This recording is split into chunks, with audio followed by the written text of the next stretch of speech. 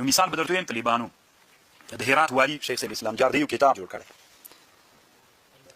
معتمد ماتورید فی معتقد ماتورید.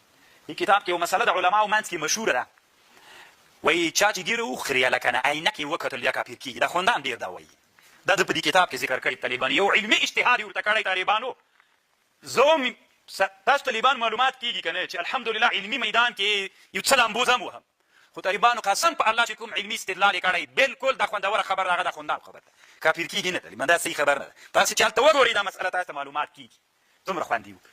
الله دې داسې علما پیدا کړي طالبان، داسې علماو نه مو وطن ډک د طالبانو ورونو. خو کله کله بعضې علما غریبانان وي، بعضې علما نه پرېښودل کېږي، هغه غریزي صفتونه یې وژل کېږي په زندانو په یو شي په بل شي باندې. افغانستان د طالبانو دا هسې عجیب نادر وطن د په دې کې د علم مزل کول ډېر سخت. نور دنیا کې خو طالبانو ته علمي مزل ته پرېږدي، نازیې دي خلک، او دلته د طالبانو داسې زپي دي ټول حسونه دې مړه کوي، هېڅ هم دلته کې